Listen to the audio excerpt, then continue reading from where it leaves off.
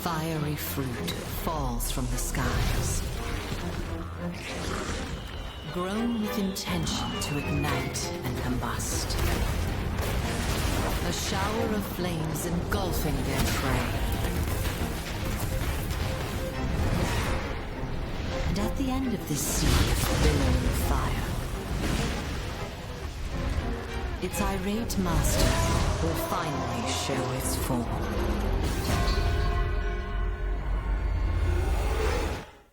What's good, everyone? It's your boy Dak908, aka the Dig Dug himself, and ladies and gents, boys and girls, Duggers and Digettes, Monster Hunters and Monster Honeys. Today we are going to take a look at Seething Bazelgeuse, or Bazelgeuse if you like to refer to it as that.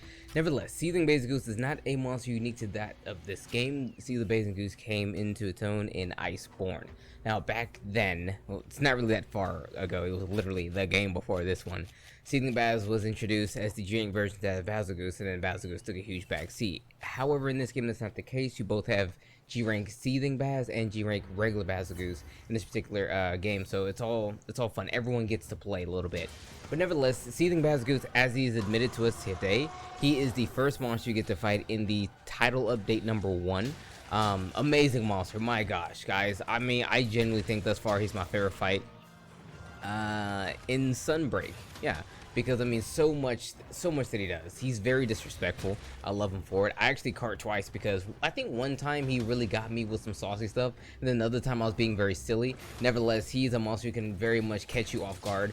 His biggest thing is to pressure you with a lot of things coming at you. By that I mean he has the Mexican popcorn. If you guys don't know what the Mexican popcorn is, the Mexican popcorn is when he'll throw the scales that he has on the ground.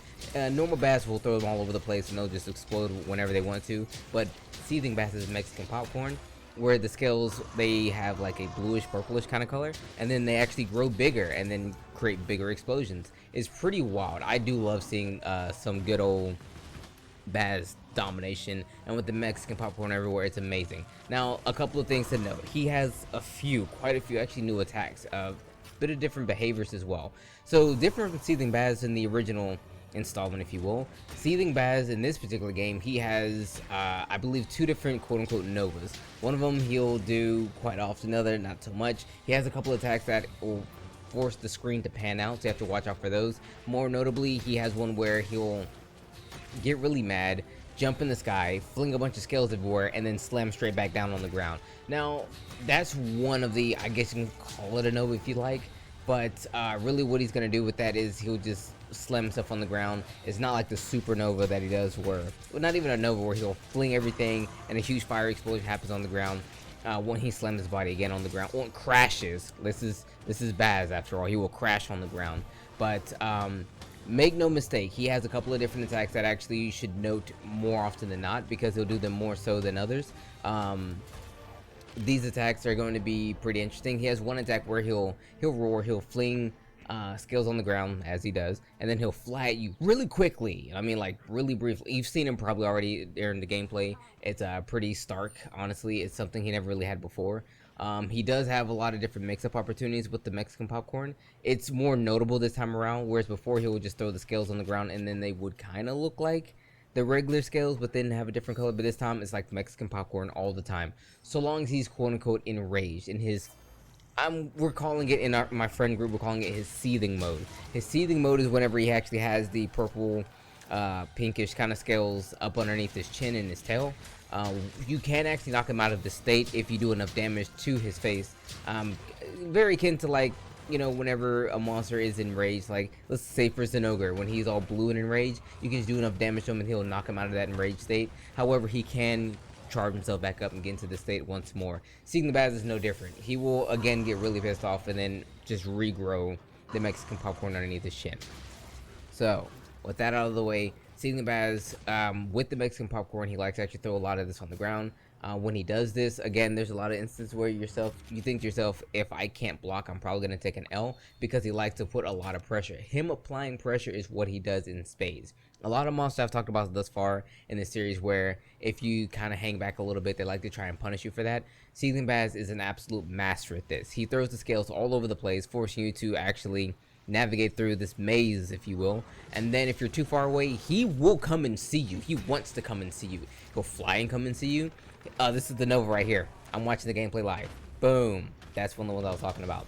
Anyway, so he'll do a multitude of things where he'll fling himself at you. Like, he'll just charge at you like crazy. He wants to close the gap between you and him at all times. He has attacks that were old, that even natural normal bats has right now, that are slightly different, or the patterns are a little bit different. You remember how he'll just kind of do like his little body check at you? He'll do it one time, now he'll do it twice. The second one is actually, in my opinion, I think anyway, a bit more quicker. One thing he actually likes to do as well is he likes to, like, not really, okay, I talk about this with smaller monsters. Smaller monsters like to get out of your line of sight, and then that's how they kind of get you, like, caught slipping. Like, oh, he's behind me or whatever. You have to keep flinging the camera around. Baz does this. Like, it's crazy. He moves so quick now. Like, it's really ridiculous how often he likes to get out of your line of sight, forcing you to actually chase him around. And he'll do this either on the ground or in flight. And again, if he's doing this in flight, there's Mexican popcorn everywhere, and I have to worry about the explosions all over the place.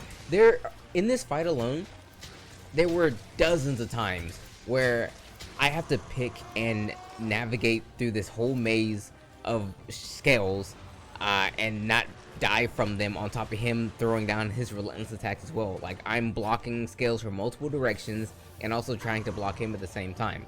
Again, I said this before, applying pressure is something he does in spades. So just note that a lot of things that he has, a lot of his attacks or whatever, they're usually a little more than meets the eye.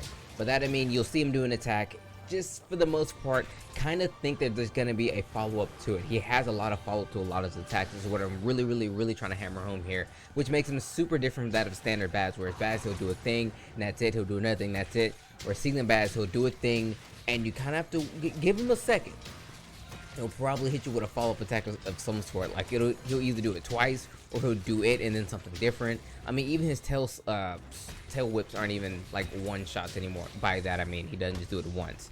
He'll do the tail sweep and then like slam on top of that. And of course, there's scales to be had once he does this as well. So with the majority of his attacks and everything noted, and more notably everything that you really need to watch out for, by that I mean basically everything, let's talk about the gear, because the gear is pretty good. Yeah. Okay, so let's take a look at the gear. So the gear is pretty solid. I like it. It's not the greatest gear you've ever seen in your life, but it's pretty smacking. It can do quite a bit of things.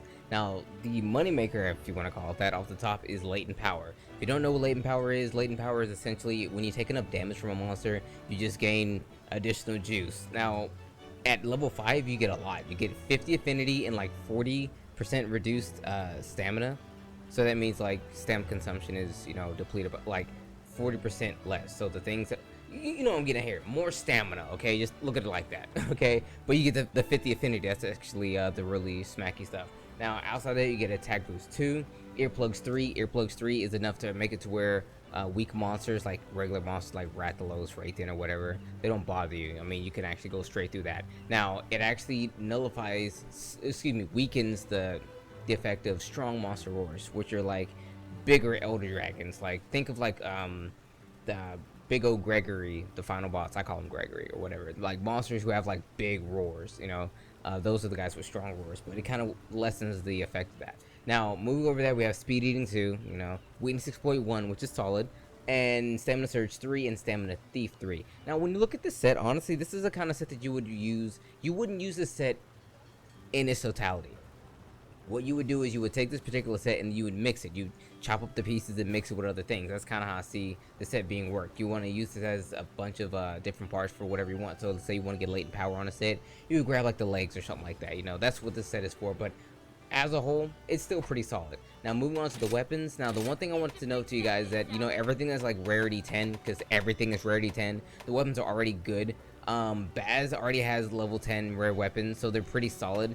But Seething has level 10s as well. If anything, they're just a slight step up. In most cases, you're going to get like 10 more damage, or excuse me, 10 more raw, maybe just 3 or 4 points into blast. Your affinity is going to stay the same, and your slots may also stay the same as well. That's what I noticed from it. It's nothing crazy, but hey, it's still solid, and it's a nice solid upgrade. I mean, 350 looks great no matter how you slice it, right?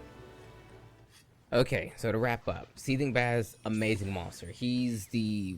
Is he a subspecies, or is he like a variant? It doesn't matter. It's another Baz. It's really cool. I know someone's gonna be mad at me for not doing the classification properly, but look at it like this, it's more juice. Nevertheless, so Seething Maz, he is pretty powerful. He rushes relentlessly. He likes to apply a lot of pressure to his opponents. By that I mean his scales, them having the additional properties of having extremely, well, not, I wouldn't say extreme, but much larger blast radiuses, and the fact that they actually swell up and glow and blow up, which is why I call it Mexican popcorn, are the things that make him very dangerous and makes him a hell of a whole lot more fun to fight, because he keeps the pressure on you at all times. And that's mostly because when he's in his seething form, the scales underneath his head, or his chin, or whatever you want to call it, and his tail, they're what make him in this particular form. Now, you can knock him out of this form, and he's almost, like, I mean that, he's almost essentially a regular Baz.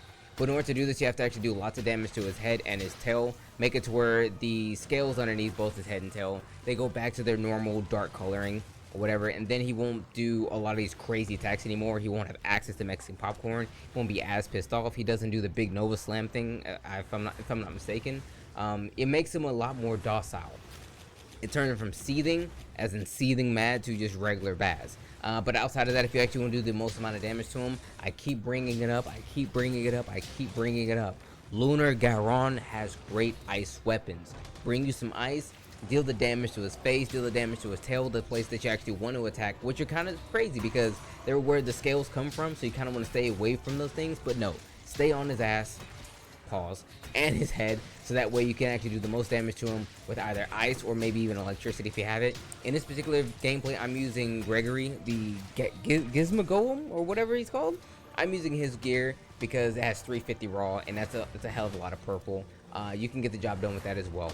But if elemental damage, of course, ice and thunder, hit him in the head, hit him in the tail, the two more notable places. I mean, it's glowing. You kind of have to hit him in these glowing spots. Again, if you knock him in these glowing spots, you will force him out of his seething state, making him basically a regular Baz until he gets pissed off again. When he's not in a seething state, he doesn't have access to the Mexican popcorn.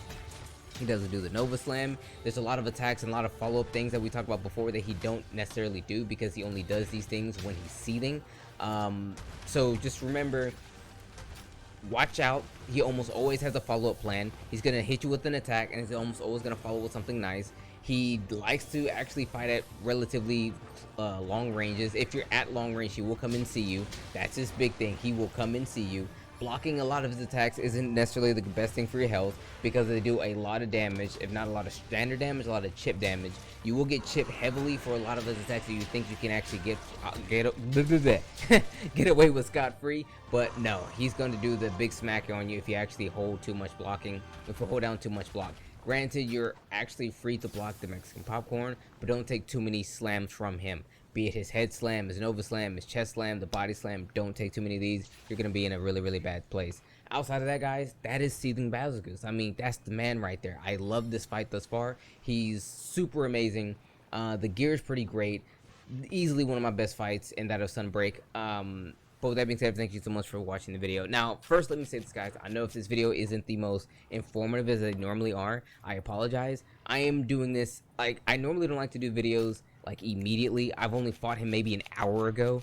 There's usually a lot more that to be discussed and figured out before I actually make these particular videos. But however, given the circumstance, the fact that this title update is coming out right now, and there's so many things, excuse me, so many monsters that I'm trying to keep up with, so that way I'm not behind, because I'm usually way behind on these videos. I kind of have to, I guess, for lack of a better term, cut a couple of corners to get you guys out here. That's why the next video, I already have it recorded. It's not going to be with the Seething Bazelgeuse armor set. Granted, the armor set I'm wearing right now is regular Baz. I'm wearing regular Baz. And my thing is, if I'm wearing regular Baz and doing other things like fighting Silver Rathalos, who's next, I'm pretty sure you can get away with it with using Seething Baz if you happen to make it. Nevertheless, all I will be doing, however, in these next couple of videos up until and through Lucid Narg, is only using a weapon from the monster we defeat. I'm not going to make a full armor set because the materials to actually get it is far too much. I mean, it takes 3 mantles to make this man's stuff. Not just 3 mantles from him, 2 additional mantles from other monsters. It will take forever for me to actually make this stuff up. So it will take a couple of days. And I don't have a couple of days, I only got a couple hours. So what we're gonna do is we're just gonna kind of fly through these. Once we get these 4 monsters done, Seething Bazelgeuse, Silver Rathalos, Gold Raytheon, and Lucid Nargacuga, we will go back to the standard videos, the story mode videos, if you will, and then we'll come back around whenever these come through. When I put these videos in the playlist, they're gonna be at the top at first, but once we finish the other ones, I'll shuffle them so that way, not shuffle, I'll rearrange them so that way everything is in order. But as it stands, look out for more tile update videos. I have a Silver Athos coming out for you guys hopefully tomorrow. I'm trying to get at least one out for you guys every single day, maybe even two if I get really lucky. But nevertheless, thanks so much for watching. It's been your boy. Peace. May the desire since forever be in your favor.